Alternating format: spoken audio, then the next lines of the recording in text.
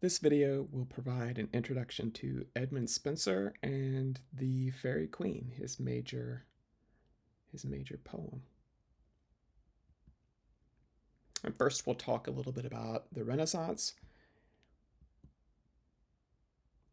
Some people prefer to use the phrase the early modern period. I still like to use the term Renaissance, and this is a period that spans roughly 140 years. From 1485, we talked about 1485 being the year that William Caxton introduced the printing press to England, all the way up to the year 1625, the death of King James I. The major events that shaped the politics and culture of this long period of time, were tied to the Protestant Reformation. The Protestant Reformation saw the emergence of new Christian faith communities that were dissatisfied with the official Church of Rome, or Catholicism. And so they branched off and formed their own church leadership. They developed new rituals and disseminated fresh interpretations of Scripture, primarily through the printing press. Until 1534, England had been a strictly Catholic state.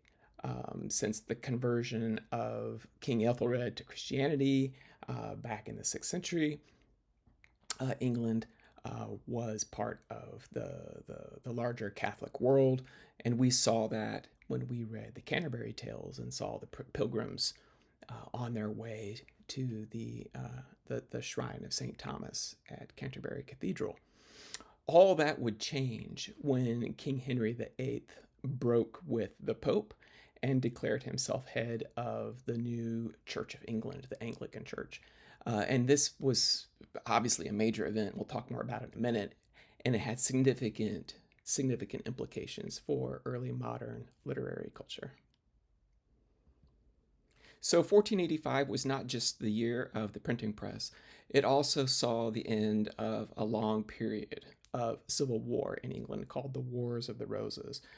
King Richard III was defeated at the Battle of Bosworth Field, and he was succeeded by the first Tudor king, Henry VII. And this was the establishment of a long dynasty of rulers that would rule for the next century, over a century actually. In 1509, King Henry VIII becomes King of England. In 1517, Martin Luther, who was a German priest and theologian, he was a professor at Wittenberg University in Germany. He publishes the 95 Theses. This was a document protesting corrupt practices within the Catholic Church, primarily having to do with the way the church raised money, and thereby initiating the movement that would come to be known as the Protestant Reformation. In 1534, blocked by Pope Clement VII from annulling his marriage to his first wife, the first of many, Catherine of Aragon, so he could take a new wife, Anne Boleyn, King Henry VIII breaks with the Catholic Church and becomes head of the new Church of England. Once this happens, Catholicism is violently suppressed across the country, and the king confiscates the assets of the church. So monasteries are closed down and abandoned, and all of their wealth is claimed by the crown. You can go to England today and still see the ruined monasteries across the countryside. 1542 begins what's called the Tudor conquest of Ireland. Ireland was a problematic country, became more so once Henry VIII became essentially, once he broke with the Catholic Church and then declared himself king of a predominantly Catholic Ireland. You can see that's not going to be a good mix. So what happens is, for the rest of the 16th century, there are land seizures, genocidal policies. Villages are burned down, crops are burned down to try to starve the Irish people into submission. And this sparks um, revolutionary violence throughout the latter half of the 16th century. All of King Henry VIII's successors, including Elizabeth I, have to deal with the problem of Ireland. And that is significant for Spenser, as you'll see.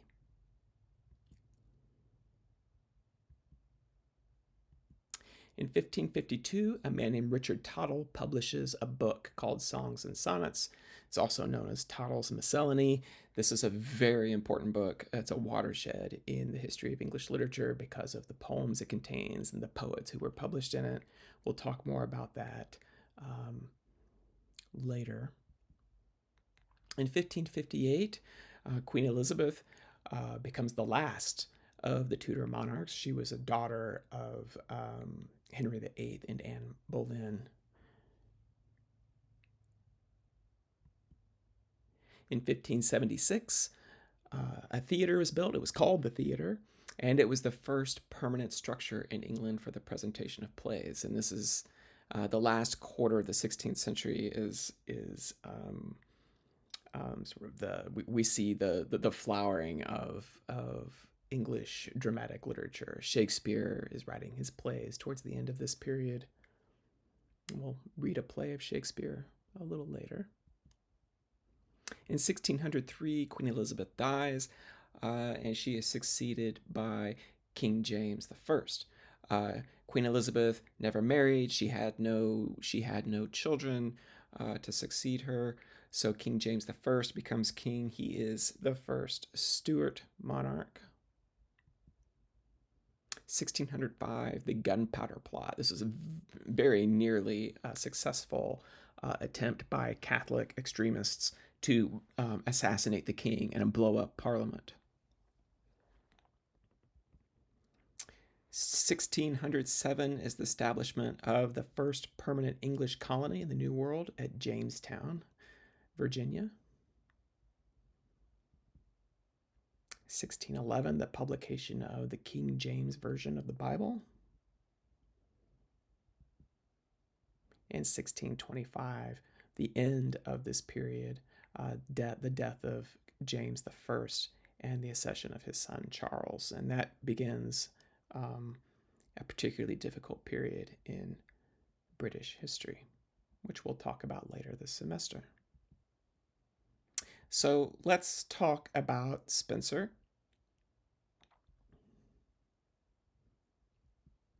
Spenser was born sometime in 1552, we believe, not exactly sure of the date, but he was born to parents of modest means and social station, unlike some of the other poets we're going to be reading who were born into pretty significant social privilege. He was educated at the Merchant Taylors' School, where he followed, in London, where he followed a rigorous curriculum in classical languages, which is pretty evident when you read a poem like The Faerie Queene. But he was also taught English, which was unusual at the time. Usually, pupils were instructed in classical languages. English was not treated as a subject. In the 1570s, after finishing his university education at Cambridge, he was appointed personal secretary to the Earl of Leicester. And the Earl of Leicester was a very high-ranking advisor to Queen Elizabeth I. He was very important. And his social circle included poets like Philip Sidney and Dyer. And so Spenser became acquainted with these important individuals. And in 1579, he published his first major literary work called The Shepherd's Calendar. It's a collection of pastoral poems, which he dedicated to Sir Philip Sidney. And we're going to read Sidney later. In 1580, he travels to Ireland as secretary to Lord Grey of Wilton, who was the Lord Deputy of Ireland. He was essentially the monarch's agent in Ireland, enforcing policy. And as soon as he arrives in Ireland, he's immediately involved in a major Catholic insurrection that ends with a siege and mass execution of the rebels. So as soon as he sets foot in Ireland, he's already exposed to violence.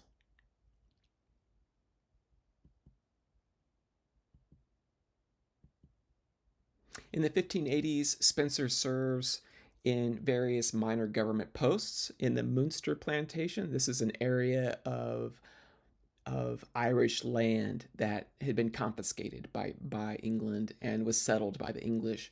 And he is eventually rewarded with a large estate at Kilcolman in North Cork, where one of his neighbors is Sir Walter Raleigh. In 1590, he publishes the first three books of the Faerie Queene, and that included a letter to Raleigh, trying kind of explaining what he was trying to do in the Faerie Queene. There's a title page of the 1590 edition. Disposed into 12 books. Of course, he only had 3 here, fashioning the 12 moral virtues, which we'll talk about a little later. In 1594, he marries Elizabeth Boyle, to whom he addresses some of his most famous love poems, a sonnet sequence called the Amoretti, and he writes an ode commemorating their wedding titled Epithalamion. These are very famous poems. We are not going to read these. In 1596, he writes a pamphlet called A View of the Present State of Ireland. It's a pretty ugly document. Spenser talks about how the only way they're going to be able to pacify Ireland is through basically genocidal practices, just wiping out the culture and the language and replacing it with English culture and language. It's a pretty ugly document, and some of Spenser's views of Ireland make it into the Faerie Queene, particularly Book 5, which we're not going to read. Which is the story of the Knight of Justice, Sir Artegall. This year, he also publishes the 6th book version of the Faerie Queene, and he would never get farther than that, not much farther anyway. In 1598, during the 9 Years' War between Irish rebels and English forces, this was, obviously, it was 9 years, a large war. It was the largest of Queen Elizabeth's reign. And during that conflict, Spenser's home at Kilcolman is burned down.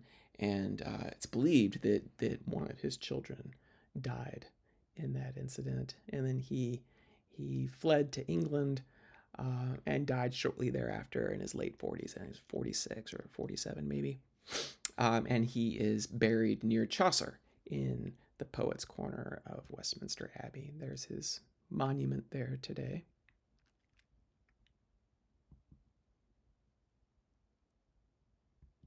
So, in a letter to Sir Walter Raleigh that's appended to the 3-book edition of the Faerie Queene in 1590, Spenser explains that his purpose in writing the poem is, quote, to fashion a gentleman or noble person in virtuous and gentle discipline. So, in other words, to instruct members of the nobility, like Raleigh, in the moral qualities that constitute what he considers the ideal human being. These are the 12 moral virtues that we'll talk about more in just a second. So to keep readers interested, I mean, it sounds kind of boring, right? I'm going to give you a lesson in 12 moral qualities. So he goes on to say that he colored his instruction with, quote, historical fiction, the which the most part of men delight to read, rather for variety of matter than for profit of the example. So he's basically saying that the Faerie Queene has 2 purposes. It has one purpose to instruct, but that in order to do that effectively, it must also delight. It must also entertain the reader. Otherwise, no one's going to read it. In the same letter, he declares his ambition to write an epic poem. An epic poem is a long narrative poem describing heroic deeds. He mentions in the letter the ancient epics of Homer, the Iliad and the Odyssey, and Virgil's Aeneid, but also the more recent examples of the Italian poets Ludovico Ariosto and Torquato Tasso. And in particular, he talks a little more about Tasso's 2 epic poems, Rinaldo and Jerusalem Liberated. And he says these provided him with a model for his own highly ambitious two-part project. He sees Rinaldo and Jerusalem Liberated as sort of complementary poems, and that his two parts of the Faerie Queene would mirror that structure. So in the first part of the Faerie Queene, which he started but never finished, he would illustrate the personal qualities that make up a virtuous man. And in the second part, which he never in fact started, he would show how a virtuous man should exercise these qualities as a ruler or a civic leader. And the figure that Spenser has in mind for this is the legendary King Arthur.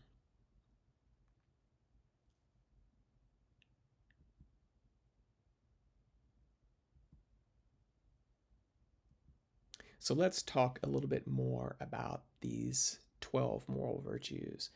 Um, One of them is magnificence, and Spenser identifies this virtue with King Arthur, and he says magnificence.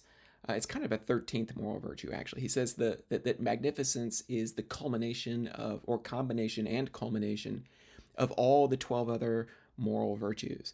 He only gets 6 in the Faerie Queene. We don't get the other 6. One of them is holiness, and that is the first book of the Faerie Queene. And holiness is represented by the Red Cross Knight, who is also St. George. The second book of the Faerie Queene takes up the virtue of temperance, um, sobriety, restraint, and that is represented by the knight Sir Guyon. We will read a little bit of book 3, which is about the virtue of chastity, and that is embodied by the female knight Britomart. Book 4 deals with friendship. Book 5 is justice with Sir Artegall. This is the book where has lots of references to Ireland. And book 6 deals with courtesy, represented by Sir Calidore. So these are the 6 books. There are a few cantos that Spenser completed that would be part of another book, but we don't know what that book was. The 6 complete books we have are represented here.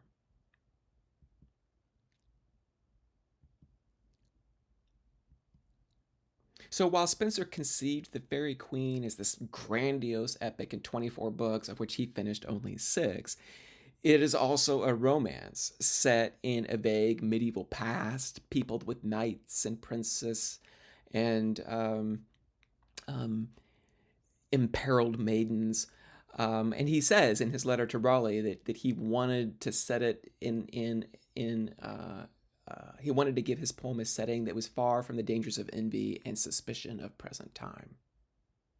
Unlike Chaucer's Canterbury Pilgrims, the characters in the Faerie Queene they're not everyday people involved in everyday activities in everyday locations, like the characters in the Miller's Tale or in the general prologue. These are extraordinary people involved in really extraordinary activities in strange, unfamiliar settings. Spenser's imaginary world does not follow the laws of nature. It is subject to supernatural forces, it's populated with grotesque creatures, and it's well stocked with magical objects. It is an amalgam of both classical and biblical sources, so that pagan gods and goddesses can suddenly appear in a world that is decidedly Christian.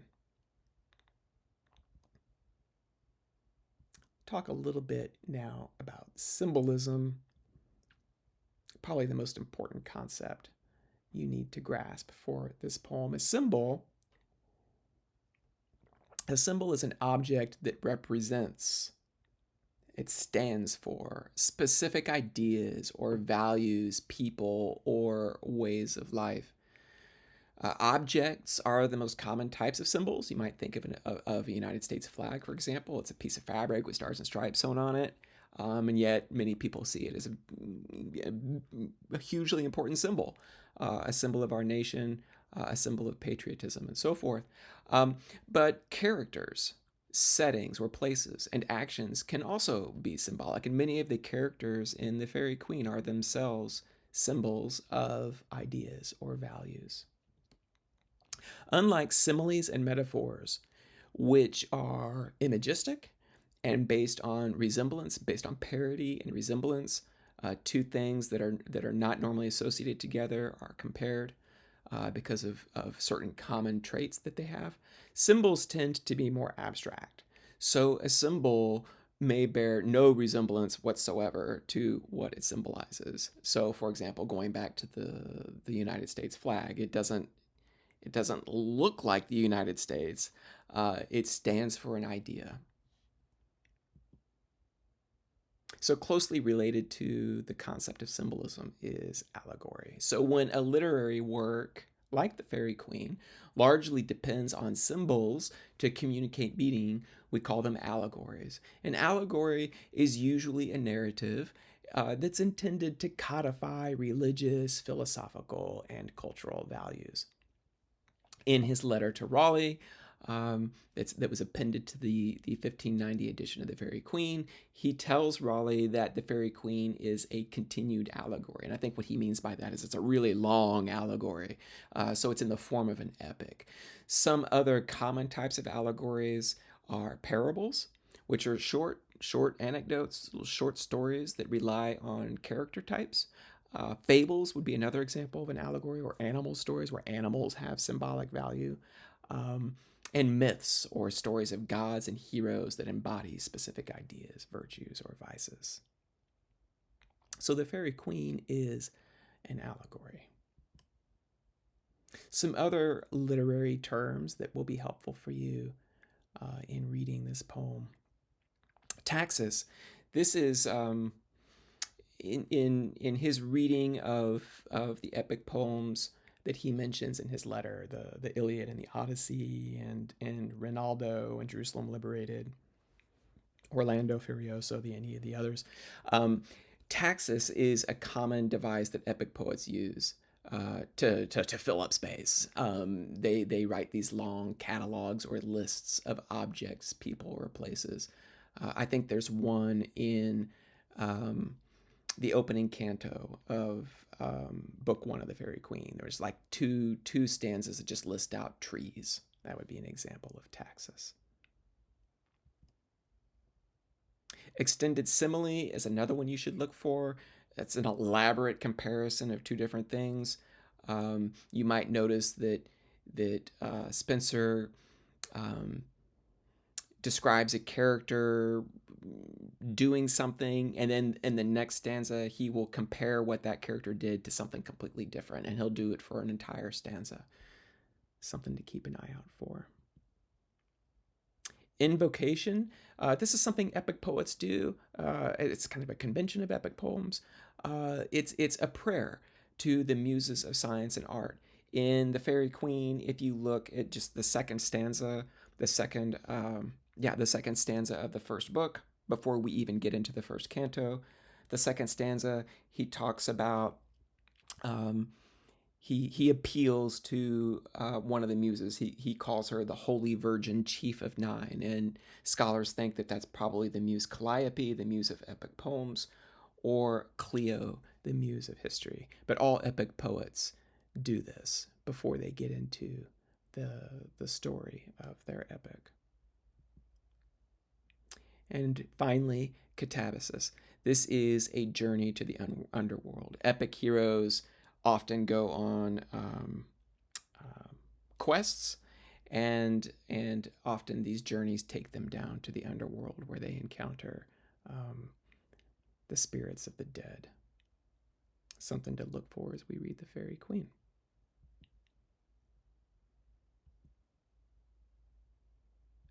So let's talk for a minute about the Spenserian stanza.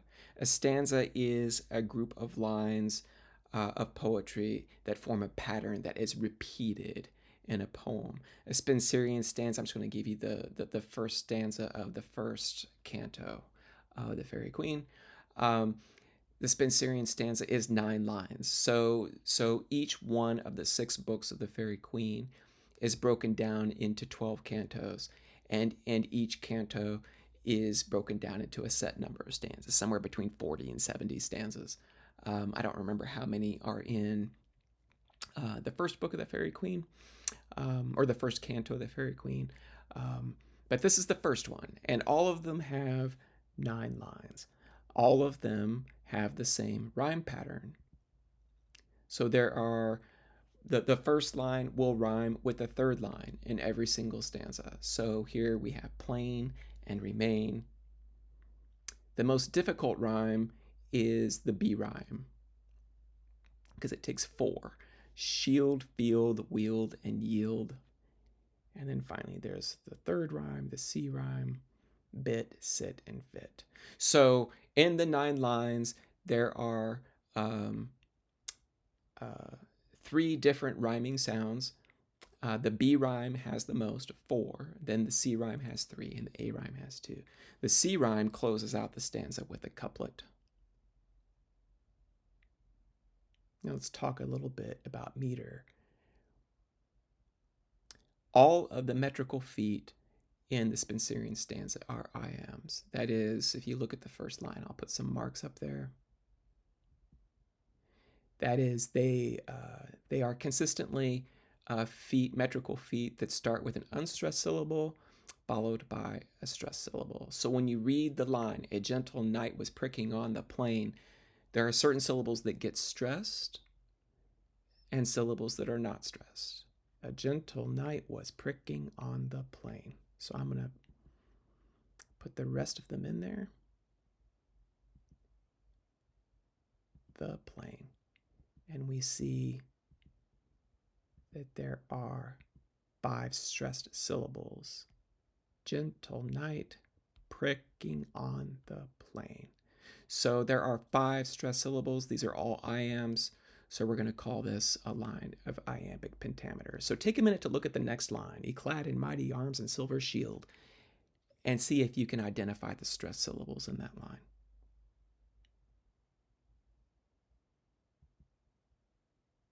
He clad in mighty arms and silver shield. And again, there are 5. So also a line of iambic pentameter. In fact, every line in the Spenserian stanza is iambic pentameter except the last one. Take a look at line 9 and see if you can find how many stressed syllables are in there.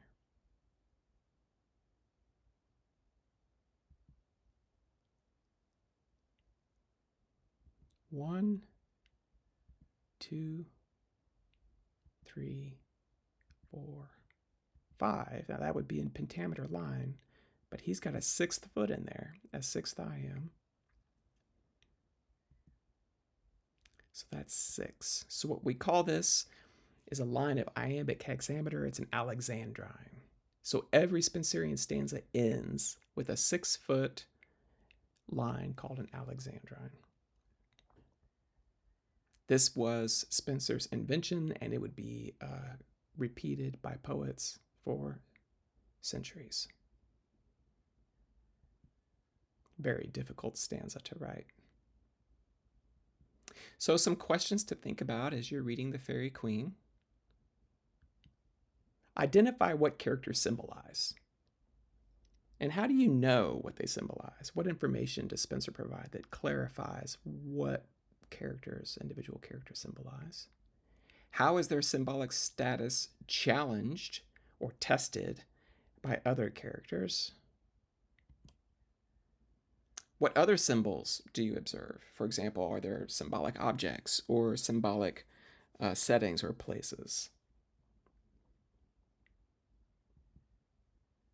And look for good examples of taxis and extended simile as you read.